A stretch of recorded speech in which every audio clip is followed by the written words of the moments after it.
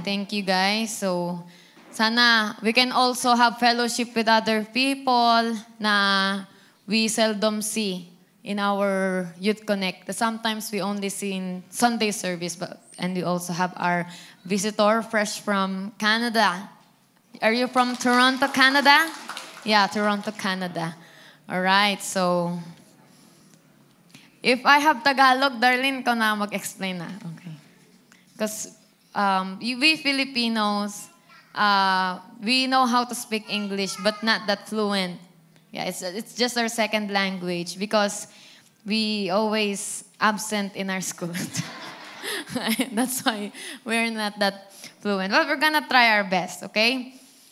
So ngayon, in our series, we talk about, ano yung series natin sa ating youth? Generation Worship. So, kanina, inano yun sa Pinoy Henyo yung worship. Kaya, pag-aaralan pa natin ngayon what worship is all about. And of course, I want to teach you how easy it is to enter in the presence of God.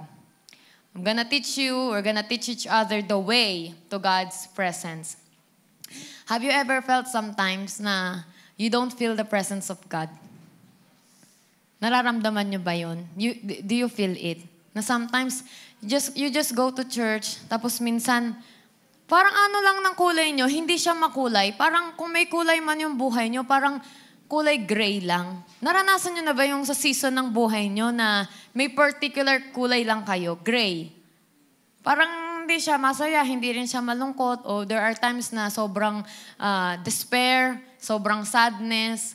So, kine-question natin si God na, Lord, where are you? Kaya nga nakapag-compose ng kanta si Gary B na, natutulog ba ang Diyos? Hindi yun literal, kaya niya sinabi yun kasi parang hindi kita nararamdaman, Lord eh. Natutulog ka ba? Yan. But it's so easy to enter into the presence of God. So we're going to talk about the way to God's presence. So ayoko na magtagal in my preaching because it's supposed to be a fellowship. Kanina sa ating games, I hope na we have fun and we also cater to each other and nakaka-fellowship natin yung isa't isa. So the first thing, before that, do you want to feel again the presence of God? Do you want to enter the presence of God? What do you feel when you feel God's presence? What's the feeling? Ano yung experience nyo? Sige nga, describe your experience whenever you say that you are feeling the presence of God. Contented. What else? At peace. So there is no blackness, there's no error, there's no negativity when it comes to the presence of God. That's why we want it. So, ang presence of God, lagi yan 24/7, wala nang kadiliman dyan, lahat ng liwanag, di ba? Yun yung inaantay natin. Saan? Sa langit. Sino gusto nang maranasan ng presensya ng Diyos ngayon na? Siyempre, gusto natin maranasan ang presensya ng Diyos. Pero yung kabuuan talaga nun, yung makikita natin siya face to face is in heaven. So, it's so easy. Number one, we're gonna talk about entering the presence of God is, ito na pag-usapan din namin to sa YCG, is when we praise God. Praise is an utterance and expression. Let us remember, youth, na minsan sinasabi lang natin na we praise God. And sometimes we say na we thank God o pinupuri natin ang Panginoon. Pero ang tanong, how do you praise God? Naranasan niyo na bang pumuri ng tao? Kasi ang puri, di ba binibigay rin natin minsan sa tao kapag nagalingan tayo sa kanya, nagandahan tayo, nagagwapuhan tayo. Naranasan nyo na bang pumuri sa isang tao? How do you say na you praise that person? When you say. Hindi mo pwedeng sabihin you praise that person without yung substance na, halimbawa may chat ka sa kanya na, ang ganda mo naman. Oh, kaya mo nasabing pinuri mo yung tao. Hindi mo pwede sabing pinuri mo yung tao nang wala kang ginagawa. Kaya mo nasabing pinraise mo yung tao is because you did something. You utter something. You expressed something. O, halimbawa, you give flowers, you give chocolates. There's an expression. Okay? So, ganun din tayo when it comes to God. How can I say, I praise God? There should have a substance or an expression of our praise to God. So entering God's presence. Alam nyo, this is so easy because I remember a song, I think, Praise Him ata, yun ni Romel Guevara. Alam niyo yung line na, enter His gates with thanksgiving, I will enter His courts with praise. So I think, yung compose na yun, hindi niya actually, naisip lang niya yun eh. Hindi niya lang yun naisip. Kaya niya yun na-compose because it is written in the Bible, in the book of Psalms. Enter His gates with thanksgiving, enter His courts with praise. May nakapunta na po ba rito sa Malacanang o sa korte? Ano ba nauuna niyong pasukan? Yung gate o yung korte? Yung gate muna. So gano'n din po pala pagdating sa praise, pagdating sa pagpasok sa presence ni God, we enter first in the gates by, what's the song again? Enter His gates with thanksgiving, enter His courts with praise. Pero ngayon, hindi ko kasi siya inano sa order eh. Ang pag-uusapan mo natin ngayon is yung praise. So in Psalm 95 verse 2, let us come before His presence with thanksgiving and make a joyful noise unto Him with psalms. So guys, here, nakita natin that we can come before God, but there is a qualification, something that we need to do so we can enter. It's like a ID. So you have an access, right? Kapag pumapasok tayo somewhere in a company or office, hindi tayo makakapasok without an ID, right? So I think this is our access to God. We cannot enter the presence of God without thanksgiving. We cannot enter the courts of God without praise. But having thanksgiving and praise, we have now access into the presence of God. See how easy it is. But sometimes we don't feel God's presence. Let's ask ourselves, maybe these two are lacking. Baka kaya mo hindi nararamdaman yung presence ni God, hindi dahil hindi nagpaparamdam si God sa'yo, kundi baka hindi mo dala-dala yung access ID mo. You are always complaining. You are always, what? Discontent. You are always unthankful. And then you question God and you complain to God, Lord, I don't feel you right now. And God may be saying to you na, child, hindi mo ako nararamdaman, hindi dahil sa akin, kundi how are your responses lately? What are you doing with your life, with your habits, with your lifestyle? Pero ito, susi natin to. Pag lagi natin tong habit, we enter the presence of God. So maraming ways to praise God because that's our first topic. We're going to talk about 3. Praise, thanksgiving, and worship in entering the presence of God. So dun muna tayo sa praise. Maraming expression ng pagpupuri sa Panginoon. Katulad ng sinabi ko kanina, you cannot say to the person that you praise that person without an expression, without chatting that person, hey, you're beautiful, without saying to that person, hey, you're so good at that. You're so good at it. So how do we praise the Lord? Ano yung mga expression natin to praise the Lord? Meron tayong 9 postures or expression of praise in our bodies. Like kanina, sa praise and worship lang, guys. You can answer that. How do you praise God? How can you say you're praising God? Clapping. Right. Okay? We clap. Why do we clap? Ano ba yung, di ba kapag we're not in the church and we used to clap, ba't pa tayo nagka-clap? Nagagalingan tayo, di ba? Yeah. So, kasi minsan, ginagawa lang natin to kasi, ano tawag doon? Nasanay na tayo. Kahit hindi natin alam, ba't nga ba ako pumapalakpak? I have no idea why I'm doing this. But right now, at least we know the reason why we're clapping because we are clapping at the greatness of God. What other else? Sige, doon muna tayo. 9 yan eh, di ba? Hatiin natin sa tagtatatlo. So, una muna yung kayang gawin ng katawan or yung hands. Clapping. And then, how do I praise God? What am I doing? Playing instrument. Yan. So you praise God. I cannot clap at that moment, but I praise God through playing instrument. So we have clapping, playing instrument. What else? With our hands. How do we praise God? Lifting hands. So ba't na tayo naglilift ng hands? Dahil nakita lang natin? There are many reasons. Why? Because we surrender. What else? We're reaching God. Yan. Kaya natin yung ginagawa. Hindi lang siya dahil nasanayan ko dahil we've been in church many times. When it comes to body language, how do I praise God? Dancing. So are you dancing? Ito medyo Dito pa tayo na awkwardan. Clapping pwede pa, di ba? Pero pagdating sa dancing, andyan pa tayo nahihiya-hiya. But we can dance before the Lord. Why do you dance? Besides in losing weight, Zumba. Why do you dance? Because you are happy. Do you dance ba pag you're sad? Di ba hindi? Nandun ka lang yung parang kay King Ahab, may tantrums. Sumasayaw ka because it's a positive feeling. And what else? Through our body. Kasama na yun sa dancing. Kneeling. Yan. Who experienced here kneeling in prayer? Yung nagmakawa, sige, don't be afraid. That's not something you should be ashamed of. You experience kneeling when you pray. Talaga may pinagdaanan kayo. What about bowing?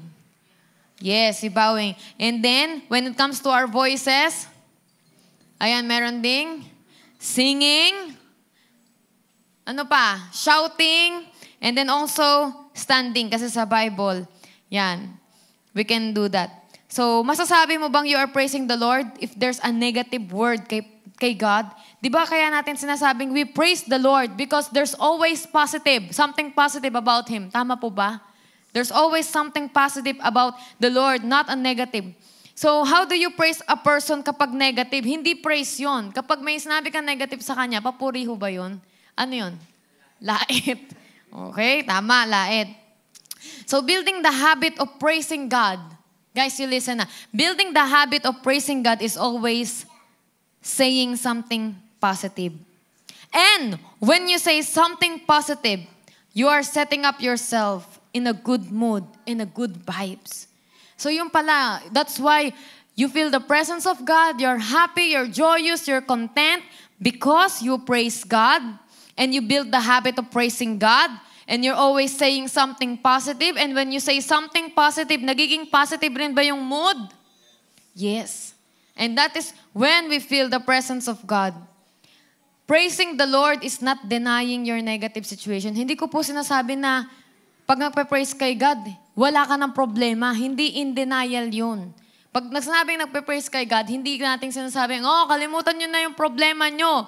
Paano nga makakalimutan? Yun lang yung nag-e-exist sa buhay mo. Yung problema, di po ba? But praising the Lord is not denying your negative situation. In fact, you are acknowledging your negative situation and also acknowledging God's goodness. You don't have to be in denial. Halimbawa, broken-hearted ka, you're in pain.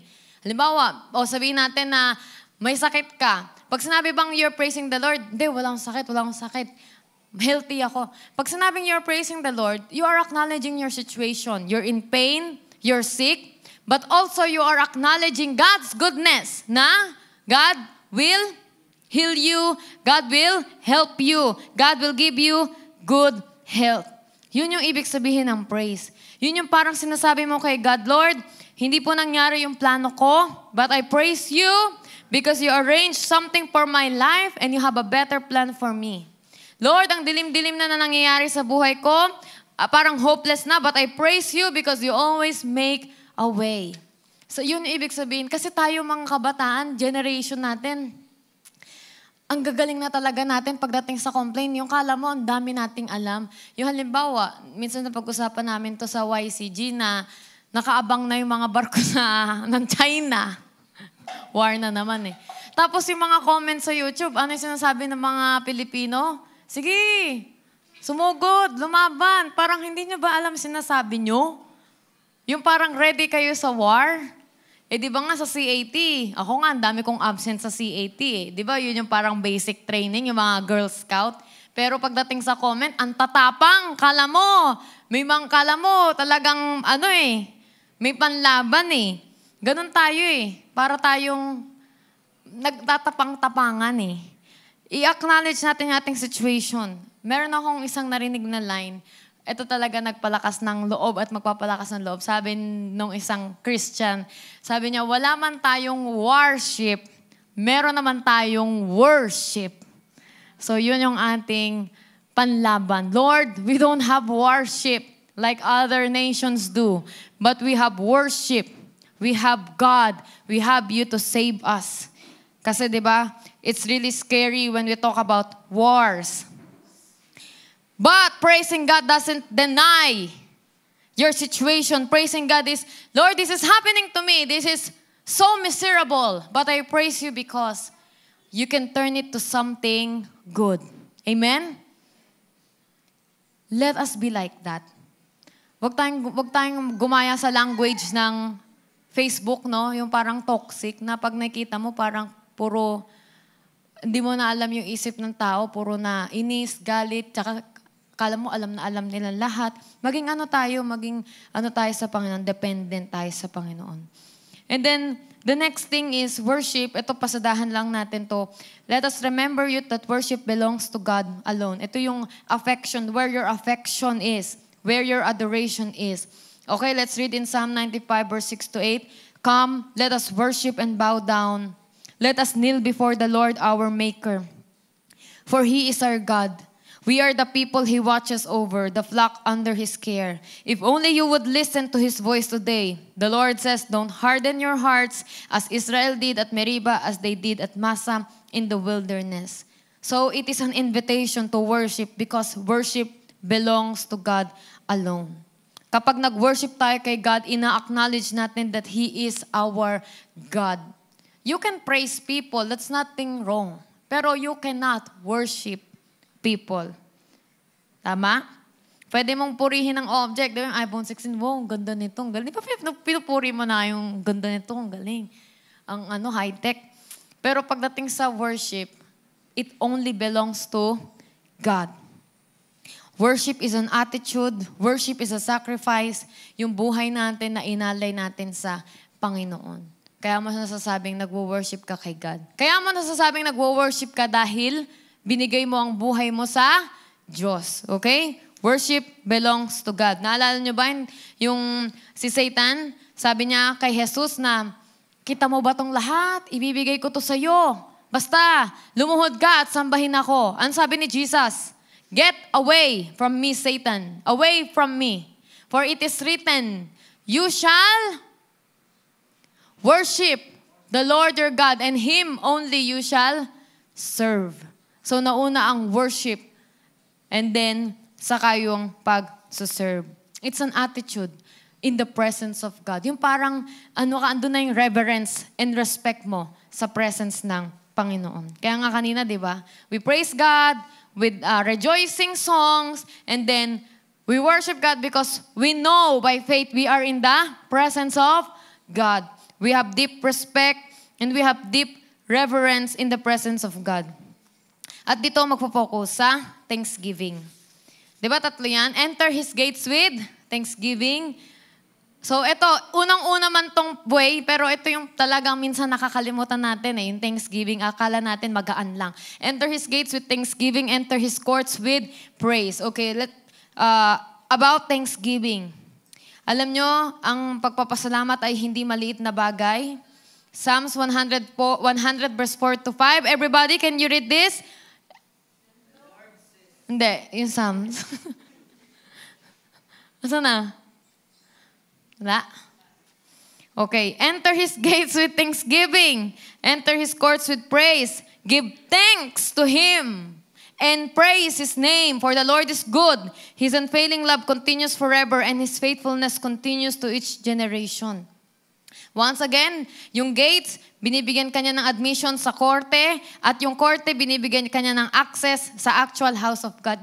Just imagine yung Malacanang, kasi siguro marami kayo napapanood ngayon, yung mga pangyayari sa Senate or kung ano man.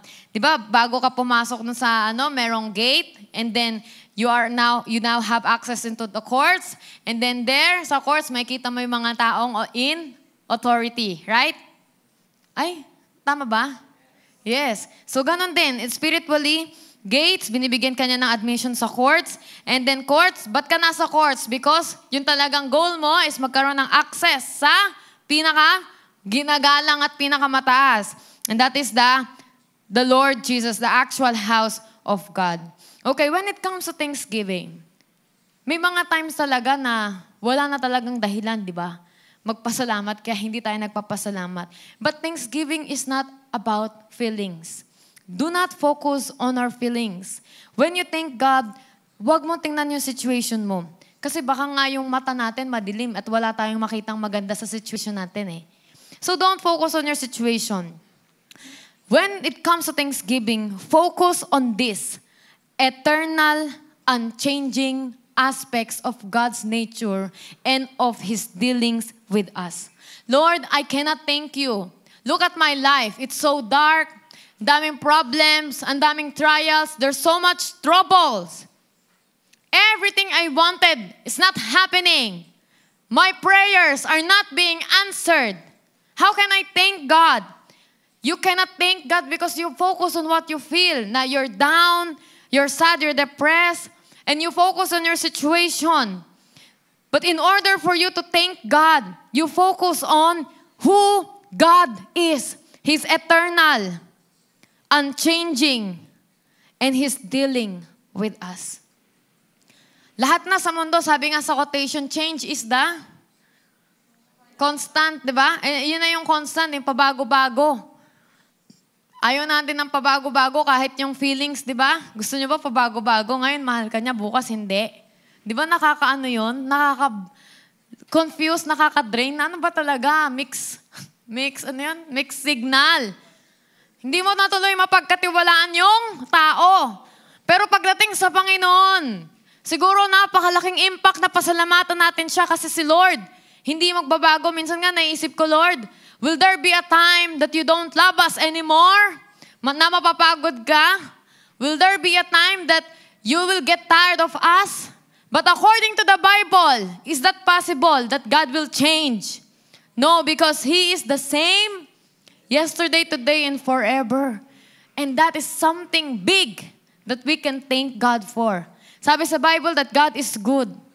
And on Friday, He's bad. Ganun ho ba? Hindi. So we can thank God because when He say He is good, He is always good. And He will be always good. When God says He loves you, He will always love you. Kahit ano pa yung mga gawin mo. Di ba sa pamilya, ang tatay, kahit yung anak nagrebelde, umalis, hindi ka na ba mahal ng magulang mo, na mga kapatid mo? Mahal pa rin nila ikaw. Ikaw lang ang umalis. Ganon ang nararamdaman ng Diyos. Hindi porket na may mga pangit na nangyayari sa ating buhay, hindi tayo mahal ng Diyos. Baka minsan, kaya ganon, is tayo lang ang lumalayo at umaalis. Pero yung pagmamahal niya, laging fresh and burning. Kaya kapag na may mga kabataan, no? Di ba minsan, ang pinaka-crisis ng kabataan, nobody's loving them. Nobody loves me. And that's okay because there is someone who will always love me. And that is God. And I think that's one reason, a good reason that you can thank God for. Sabi nga I think in Psalms na, when my mom and my dad forsake me, the Lord will accept me. Ayun, malala na yun because there's no, yung love ng family, iba. Di ba sabi nga ni Vin Diesel? Family. Ay, nagaya ko ba? Hindi. Ibig sabihin, walang kukumpara sa pagmamahal ng family. Pero sa Bible, kahit daw ang nanay at tatay mo, pabayaan ka, the Lord will never leave you. So that's an amazing love we should thank God for. Na Lord, kahit anong mangyari. Nanaginip ako nung bata ako na tuwing December daw, iniiwan na kami ng mama at papa dahil hindi na daw nila kami anak. Nanaginip ako, nagising ako, umiiyak ako. Kahit alam kong hindi siya mangyayari, pero ang sakit pala, no? Na ito yung muog at ito yung tahanan mo, tas ganun ang mangyari. Ang tindi nung pagising ko, ang tindi ng naramdaman ko. Pero sabihin, worst comes to worst, the Lord will accept you. Yan yung pinakamaganda. Kaya magpasalamat tayo sa Panginoon. Don't focus on your feeling. Don't focus on your situation. Focus on who God is. Hindi tayo makapagpasalamat kasi lagi tayong tumitingin sa blessing. Hindi natin tinitingnan sino si God. Hindi natin siya ganun kakilala kasi. Tingnan natin sino ang Diyos. Kilala natin siya. That's the same with relationship eh. Yung trust nyo sa isa't isa, bakit kayo may trust? Because you know each other. Kung hindi nyo kilala yung isa't isa, walang trust. Tama? Walang tiwala. Parang wala ba kayo sa relationship? Sa alimbawa, kapatid, o kaya kaibigan, o kaya magulang. Di ba may mga, kasing iniisip natin, jowa agad eh. Pero lahat tayo involved sa relationship. O sige, sino may kapatid? Sino may kaibigan? Best friend? O, alam natin na kahit marami siyang kaibigang iba, hindi niya sasabihin yung mga secrets. Bakit? Mauna, may tiwala. Ba't nagkaroon ng tiwala? Kasi kilala mo yung tao. Okay, will you trust a stranger? No. Why? Because you do not know. That's the same with God. God say, trust me, believe in me. Pero minsan logical din no? How can I trust God if I don't know God? So I need to know God so I can trust God. Yan naman ang gusto ng Diyos. Know me. Kilalanin mo ko. Para yung tiwala mo buong buo. Yan. Kaya minsan siguro yung tiwala natin sa Diyos, kalahati, 1/4. Yung parang may plano si God sa'yo. Alam mo, pero gumagawa ka ng plan B. Para pag hindi man yung plano ni God, may sasapo. May plan B ka. So, sabihin, hindi ka rin talaga fully. Maybe because you do not know God fully too. So, when it comes to thankfulness, there's so much danger in unthankfulness. The danger of unthankfulness. Yung danger ng hindi magiging mapagpasalamat. Nakakatakot pala to kasi ito pala ay mayroong peligro. In Romans 1:21, okay, let's read. Although they knew God, they did not glorify Him as God, nor were thankful. Kahit daw, alam nilang may Diyos, hindi nila sinamba siya na Diyos, hindi rin naging mapagpasalamat. Ito yung 2 steps pababa. Downward steps of humanity into the dark pit. And that's the end of the chapter. Ano yung 2 steps na yon? First is you did not glorify God as God. Alam mo siya, pero hindi para sa'yo. He's not God. And then second is, you are not thankful. When you are like that, you are like taking 2 steps downward in your life. Alam nyo daw, every time na tayo ay hindi mapagpasalamat, pag ano na yung buhay natin, pababa. Grabe no, na-shock ako kasi akala ko yung thankfulness, mababaw lang.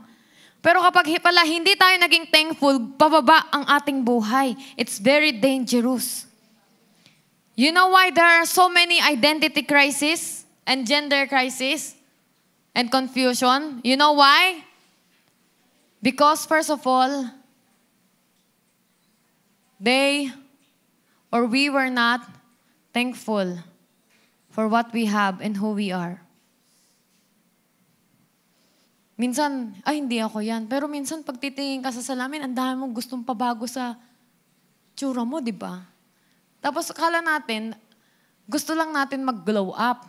Okay yun, glow up. Pero may ibang banda doon na kasing gusto ko magpabago talaga ng ganito, ganyan. Hindi dahil gusto mong mag-glow up, kundi hindi mo na-appreciate. Feeling mo, nagkamali ang Diyos nung nilikha ka. Feeling mo, yun nga, yung parang alam niyo ba yung kwento ng yung oven, yung kaya daw ang kulay ng Pilipino, kayo manggi. Dahil naglalakbay daw ang Diyos, nung una, binabantayan niya dapat yon. Parang oven ba yun? Tapos, napaaga, kaya maputi. Tapos, masyadong maputi. Okay, tagalan ko pa, naglakbay siya matagal. Nung bumalik siya, ay, nasobrahan. Kaya may mga maiitim. Gusto niya tayo ng tao? Ay, wag na. Charot.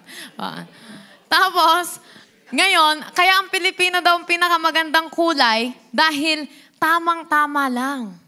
Kasi nabantayan niya ng maigi, hindi sobrang puti, hindi sobrang, kaya mga maitim, hindi nabantayan niya. Yung mga puti naman, napaaga. Charot. Kaya yung kayo manggi, di ba? Pilipino, pupunta ka sa swimming. Lahat ng Pilipino, naka-rash guard. Ayaw, umitim. Pero yung mga kanong mapuputi, gustong-gustong Umitim. O, tamo, saan mo lulugar sarili mo? Sabihin, parang kahit pa paano, nakakatawa siya, para siyang biro, pero parang deep inside, thankful nga ba ako sa itsura ko? Meron ba rito kahit lalaki o babae, humarap sa lamin at nagpasalamat siya sa itsura niya?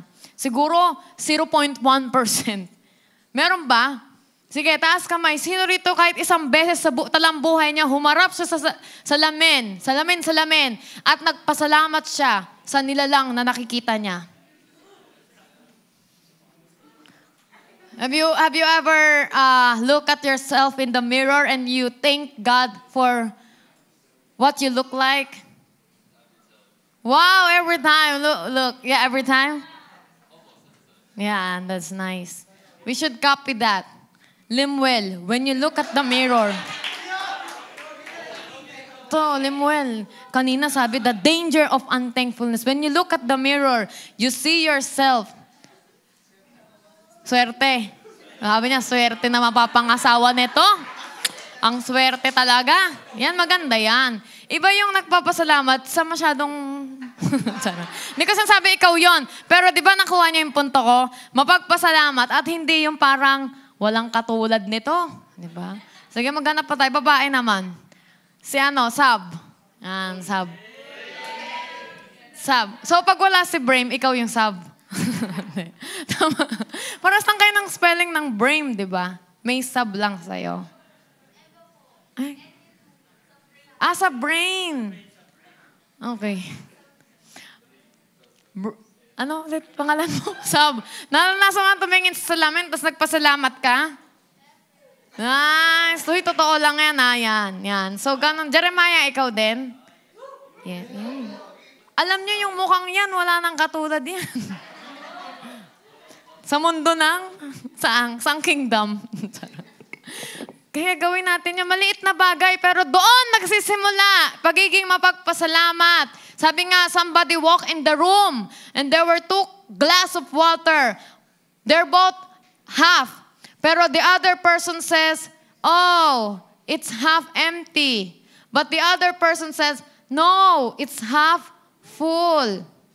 So it's on our appreciation and perspective. There's danger in unthankfulness when we start to be unthankful. That's why there's so many confusion. Because unang-una, hindi nila nakuha yung qualification, yung magpasalamat. Kaya ayun, ano yung meron ka ngayon muna, pagpasalamat natin sa Panginoon? Buksan niyo yung wallet niyo, Lord, thank you. Wala man tong laman, pero lalagyan mo ng laman. Yan. Sige, lahat ng may salamin. O, ibuksan nyo yung cellphone nyo, camera. Practicein na natin. Mag-application na tayo. Mag-selfie kayo, tapos i-mind day nyo, Sabihin nyo, thank you, Lord. Sige, tingnan nyo lang, okay? And then start to appreciate start to thank God. Na, Lord, thank you for this beauty. Yan, kaya ang dami nagfi-filter Bakit? Kasi nahiya. Kahit yung mga wrinkles nyo, pinagpuyatan nyo yung eyebag nyo. Huwag nyo ikahiya, pinagpuyatan nyo yan. Okay guys, basahin natin. 2 Timothy 3 verse 1 to 2. You should know this, Timothy, that in the last days there will be very difficult times, for people will love only themselves and their money. They will be boastful and proud, scoffing at God, disobedient to their parents, and kasama pala sa mga taong lumalayo sa Diyos ang unthankfulness. Unthankful. Kung gusto natin maging banal, we should be thankful because you cannot be holy and unthankful. If you are thankful, it's a very great help to being holy, to being in the presence of God. Ito sinabi ni Derek Prince, hindi ko na isulat dyan pero baka matandaan nyo to. If we're coming to God with great prayers or petition, with things that seem very hard and difficult, the more we thank God for all He's already done, the easier it is to believe Him for what we want Him to do next. Again, the more we thank God for all He's already done, the easier it is to believe Him for what we want Him to do the next. Naintindihan nyo ba? Let us be thankful. Yan yung pinapractice ko ngayon kasi ngayon, lagi ko naman sinasabi sa inyo yung journey ko, being a housewife, di ba?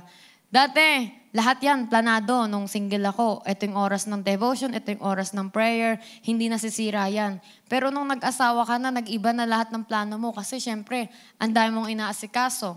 Dati, nung ako ay single, hindi ko lahat hawak na household chores. May iba kaming tagahugas. Hindi ako naglalaba. Kumbaga may iba lang ako ginagawa. Tupi, plancha, yan.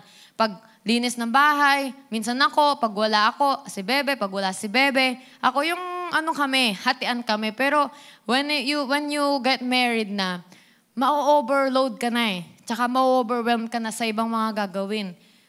Hindi rin ako lagi nagluluto dati. Si Papa ang nagluluto sa breakfast, ako nagluluto sa lunch. Tapos yung matitira sa lunch, yun yung dinner. Ngayon, isipin mo, breakfast, lunch, dinner. Although, we are a team, nagti-teamwork kami sa bahay.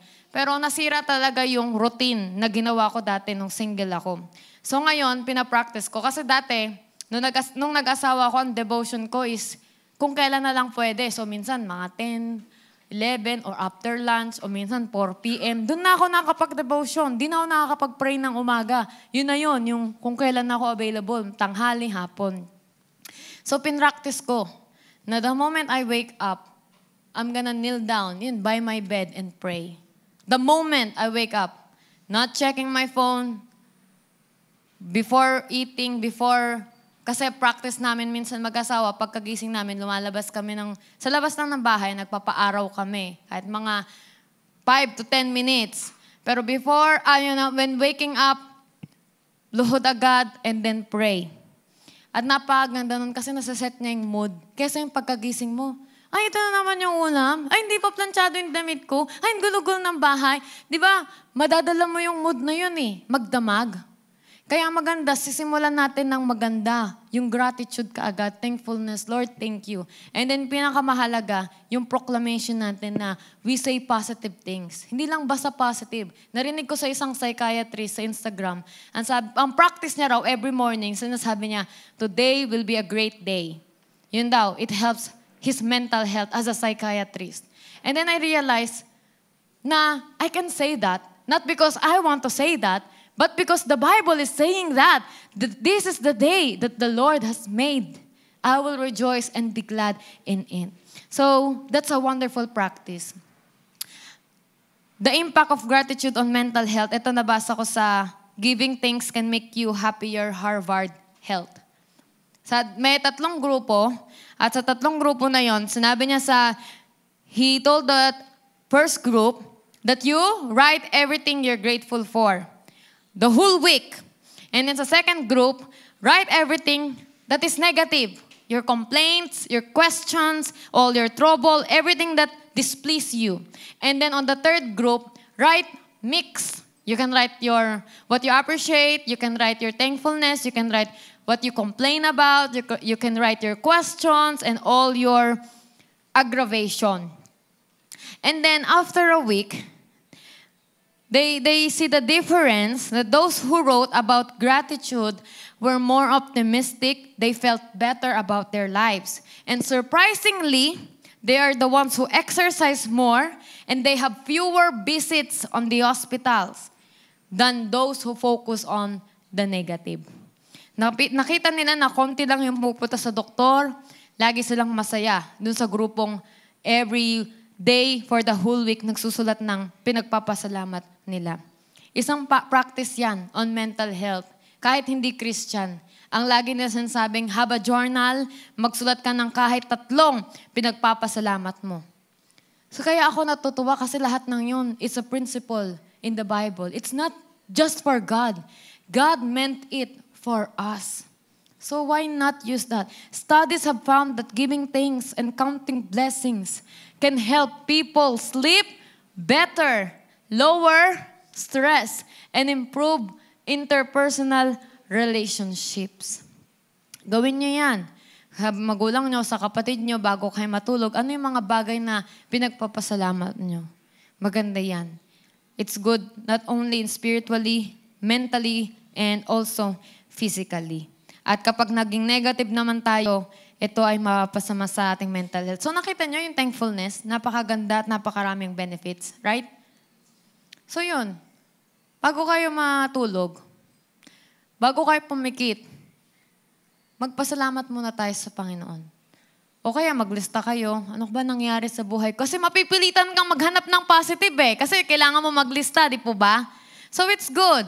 You write down, Lord, nagkaroon ako ng sales ngayon, kahit isa lang. Hindi yung pag negative, ano yung iisipin nun? Ay, isa lang. Yan. Ibahin natin yung perspective natin. Lord, hindi nangyari yung plano ko, pero okay lang. Kesa yung nakakainis, yung gusto mo lang sipain yung pintuan kasi naiinis ka. Kaya lahat talagang magiging negative.